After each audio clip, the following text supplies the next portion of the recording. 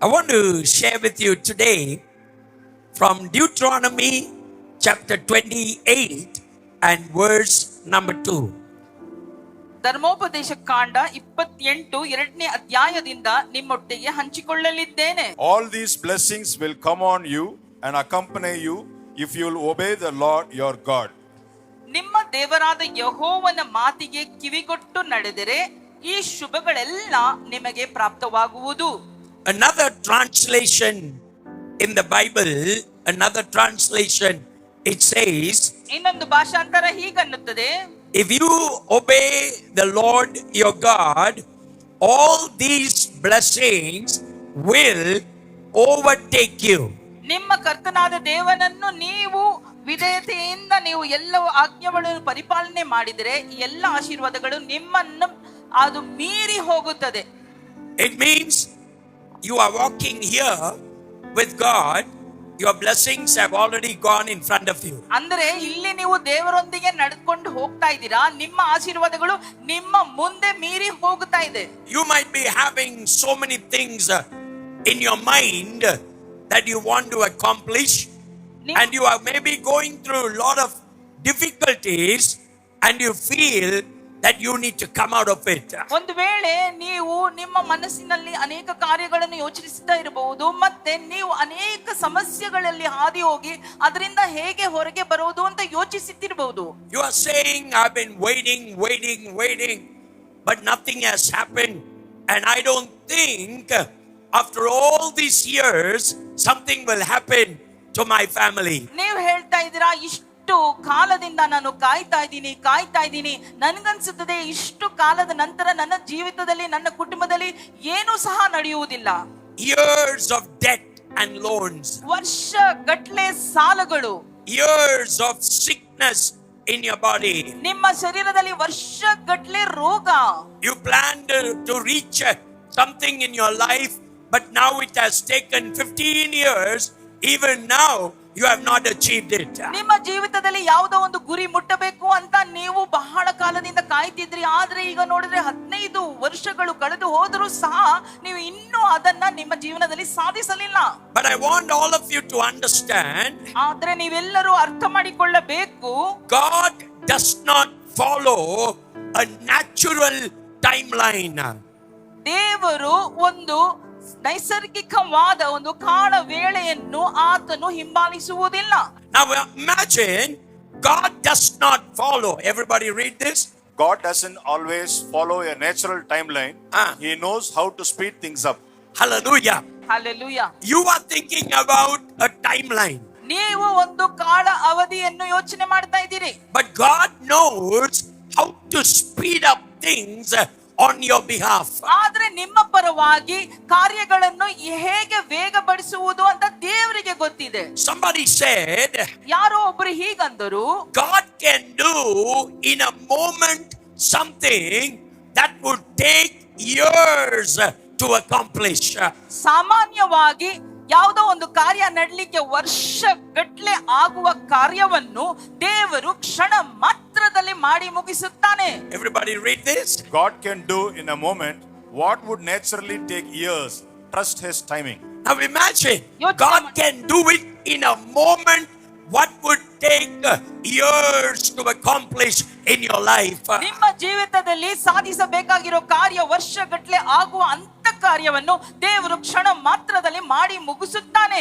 So I want to talk to you about divine acceleration. ಆದುದರಿಂದ ನಿಮ್ಮ ಸಂಗಡ ಮಾತನಾಡಲಿದ್ದೇನೆ ದೈವಿಕ ವೇಗವರ್ಧನೆ. According to Deuteronomy chapter 28 verse number 2, ಧರ್ಮೋಪದೇಶ ಕಾಂಡ 28ನೇ ಅಧ್ಯಾಯ 2ನೇ ವಚನದ ಅನುಸಾರವಾಗಿ, God, his blessings are not just present, but his blessings will pursue after you. ದೇವರ ಆಶೀರ್ವಾದಗಳು ನಿಮ್ಮ ಸಂಗಡ ಉಪಸ್ಥಿತವಾಗಿ ಇರುವುದು ಮಾತ್ರ ಅಲ್ಲದೆ ಆ ಆಶೀರ್ವಾದಗಳು ನಿಮ್ಮನ್ನು ಬೆನ್ನಟ್ಟಿ ಬರುತ್ತದೆ. It will overtake you. ಅದು ನಿಮ್ಮನ್ನು ಮೀರಿ ವೇಗವಾಗಿ ಹೋಗುತ್ತದೆ. Regardless where you are going, what you are going to do, God blessings will overtake your life. ಏನು ಮಾಡುವುದು, ಎಲ್ಲಿ ಹೋಗ್ತಾ ಇದೀವಿ ಅಂತ ಗೊತ್ತಿಲ್ಲದಿರುವ ವೇಳೆಯಲ್ಲಿ ದೇವರ ಆಶೀರ್ವಾದಗಳು ನಿಮ್ಮ ಜೀವಿತದಲ್ಲಿ ನಿಮ್ಮನ್ನು ಮೀರಿ ಮುಂದೆ ಸಾಗಿ ಹೋಗುತ್ತದೆ. Turn to your neighbor and say, ಪಕ್ಕದಲ್ಲಿ ಇರೋರ್ನ ನೋಡಿ ಹೇಳಿರಿ, God did not say, ದೇವರು ಹೀಗಂದಿಲ್ಲ, God did not say, ದೇವರು ಹೀಗಂದಿಲ್ಲ, I will bless you.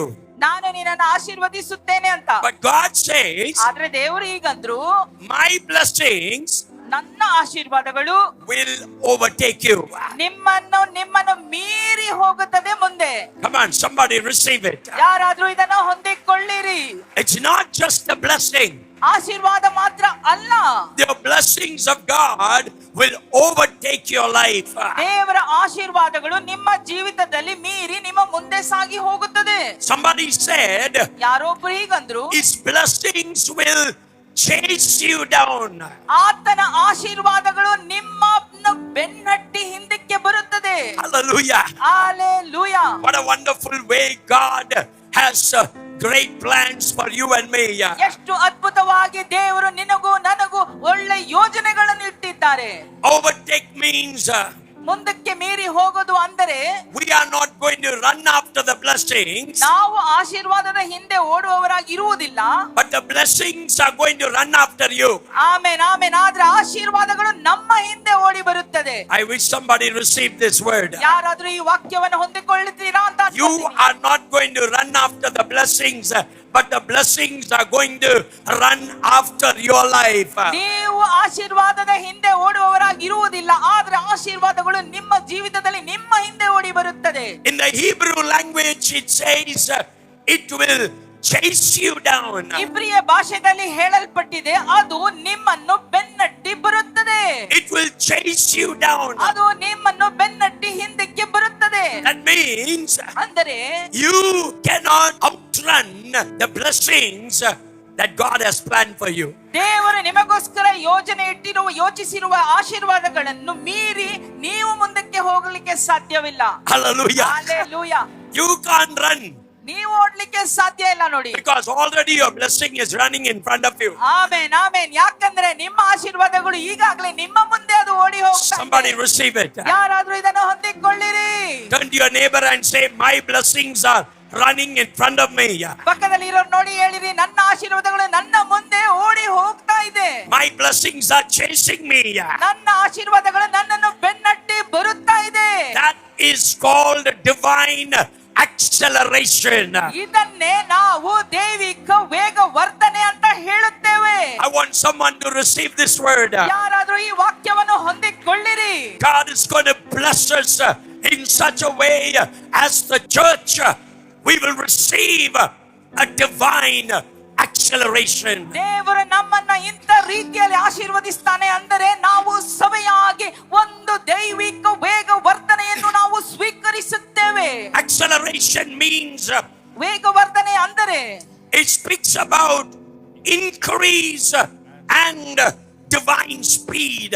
ಅದು ಒಂದು ಹೆಚ್ಚಳ ಬಗ್ಗೆ ಮತ್ತೆ ಒಂದು ದೈವಿಕ ವೇಗದ ಬಗ್ಗೆ ನಮಗೆ ಹೇಳುತ್ತದೆ. Normally, ಸಾಮಾನ್ಯವಾಗಿ maybe it takes 3 years for you to get a promotion.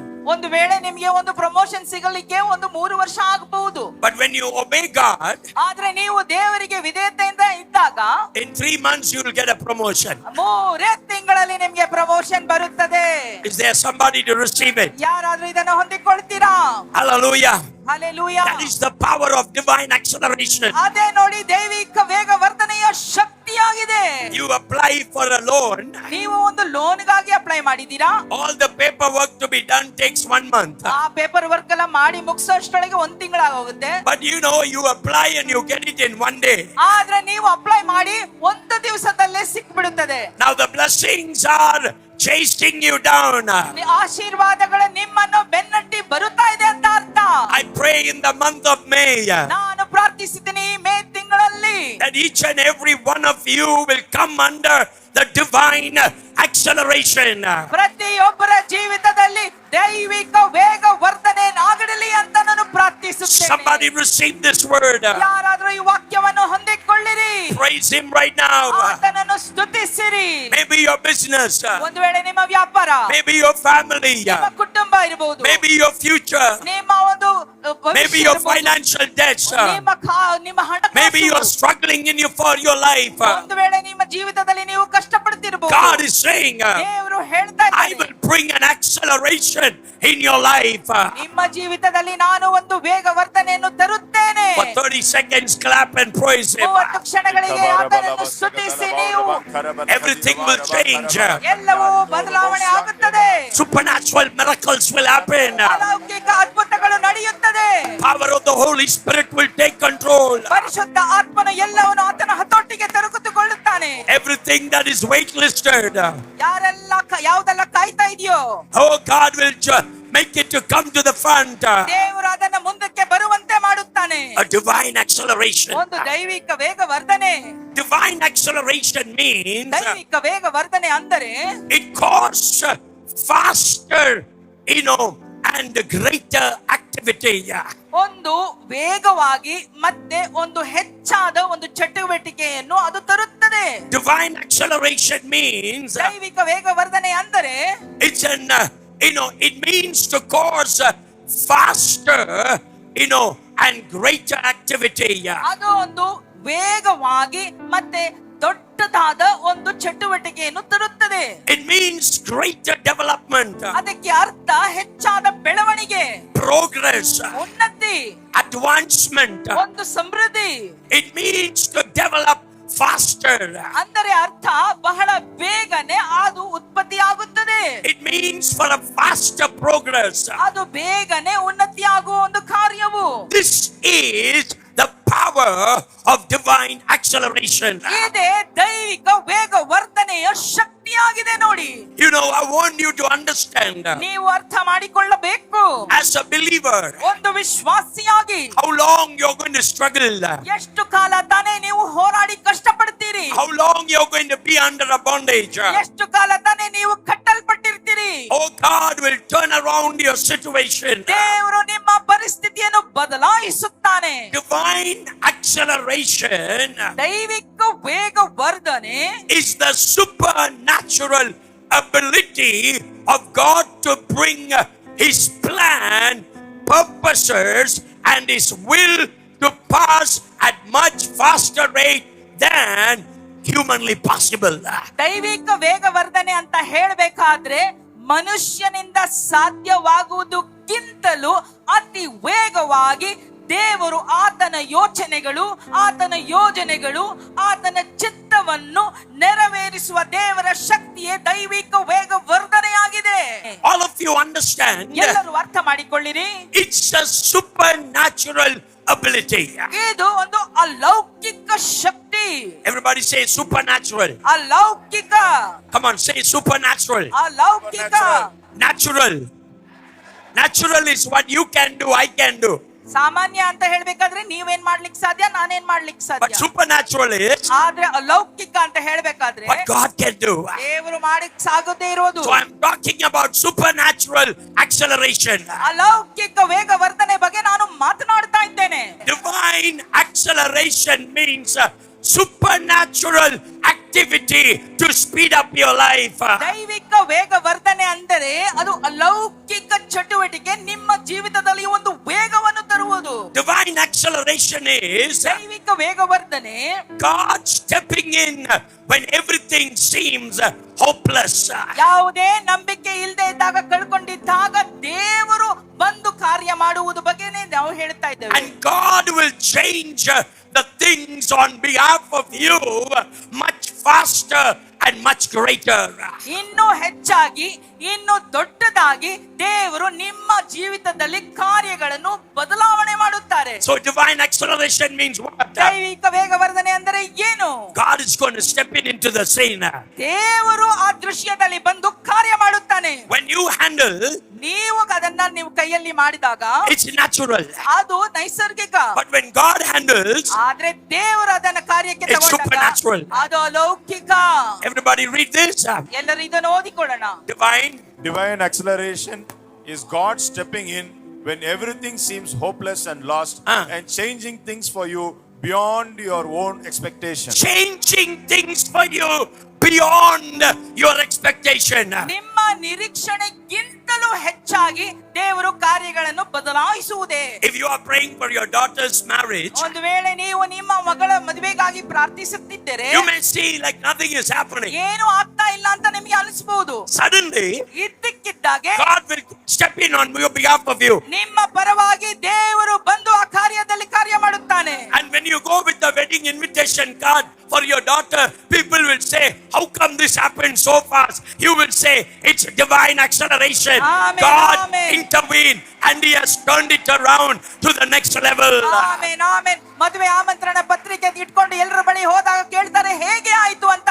ನೀವು ಹೇಳ್ತೀರಾ ಅವಾಗ ದೇವರು ಇದನ್ನ ವೇಗವರ್ಧನೆ ಮಾಡಿ ಇನ್ನೊಂದು ಮಟ್ಟಿಗೆ ಅದನ್ನು ತಂದಿದ್ದಾರೆ. ಆಮೆನ್. Just imagine. ಯೋಚನೆ ಮಾಡಿ ನೋಡ್ರಿ. Suddenly God decides for you. ಇದ್ದಕ್ಕಿದ್ದಾಗೆ ದೇವರು ನಿಮಗಾಗಿ ಅದನ್ನು ತೀರ್ಮಾನ ತೆಗೆದುಕೊಳ್ಳುತ್ತಾನೆ. And God says, ದೇವರು ಹೇಳುತ್ತಾರೆ, oh my son, I need to do something. ಓ ನನ್ನ ಮಗನಿಗಾಗಿ ನಾನು ಏನೋ ಒಂದು ಮಾಡಬೇಕು. The moment God decides on your behalf, even a government cannot stop God doing the miracle for you. Amen amen. ದೇವರು ನಿಮ್ಮ ಪರವಾಗಿ ಏನಾದ್ರೂ ಒಂದು ತೀರ್ಮಾನ ತೆಗೆದುಕೊಂಡರೆ ಸರ್ಕಾರ ಸಹ ಅದನ್ನು ತಡೆ ಮಾಡಲಿಕ್ಕೆ ಸಾಧ್ಯವಿಲ್ಲ. Come on, somebody receive this word. ಯಾರಾದ್ರೂ ಈ ವಾಕ್ಯವನ್ನು ಹೊಂದಿಕೊಳ್ಳಿರಿ. How God can do this? ದೇವರು ಹೇಗೆ ಮಾಡ್ಲಿಕ್ಕೆ ಸಾಧ್ಯ. One boy comes ಒಂದು ಹುಡುಗ ಬರುತ್ತಾನೆ. and he sees the girl ಆತನು ಆ ಹುಡುಗಿಯನ್ನು ನೋಡುತ್ತಾನೆ. and he said, I want to marry her. ನೀನು ಅವಳನ್ನ ಮದುವೆ ಮಾಡ್ಕೋಬೇಕು ಅಂತ ಹೇಳ್ತಾನೆ. The girl's mother said, ಆ ಹುಡುಗಿಯ ತಾಯಿ ಹೇಳಿದ್ರು, we are very poor. ನಾವು ಬಹಳ ಬಡವರು, We have nothing. ನಮ್ಮ ಬಳಿ ಏನೂ ಇಲ್ಲ. And this boy said, ಈ ಹುಡುಗ ಹೇಳ್ದ, I am a believer. ನಾನು ಒಂದು ವಿಶ್ವಾಸಿ. I don't want anything from your family. I will do it for everything I will do. ನಿಮ್ಮ ಕುಟುಂಬದಿಂದ ನನಗೆ ಏನು ಸಹ ಬೇಕಾಗಿಲ್ಲ, ನಾನೇ ಎಲ್ಲ ಮುಂದೆ ನಿಂತು ಮಾಡುತ್ತೇನೆ. Now what do you call for this? ಇದಕ್ಕೆ ಏನಂತೀವಿ? God stepping into your situation to accelerate your future. ದೇವರು ನಿಮ್ಮ ಪರಿಸ್ಥಿತಿಯಲ್ಲಿ ಬಂದು ನಿಮ್ಮ ಒಂದು ಭವಿಷ್ಯವನ್ನು ವೇಗವರ್ಧನೆ ಮಾಡುತ್ತಾರೆ. Somebody say, ಯಾರಾದ್ರೂ ಹೇಳಿರಿ, God is going to intervene. ದೇವರು ಆತನು ನನಗಾಗಿ ಮಾಡುತ್ತಾನೆ. When God decides, ದೇವರು ತೀರ್ಮಾನ ಮಾಡಿದಾಗ nobody can stop what God wants to do through my life. ನನ್ನ ಜೀವಿತದಲ್ಲಿ ದೇವರು ಏನನ್ನು ಮಾಡಬೇಕು ಅಂತ ಬಯಸುತ್ತಾನೆ ಅದನ್ನು ಯಾರು ಸಹ ತಡೆ ಮಾಡಲಿಕ್ಕೆ ಸಾಧ್ಯವಿಲ್ಲ.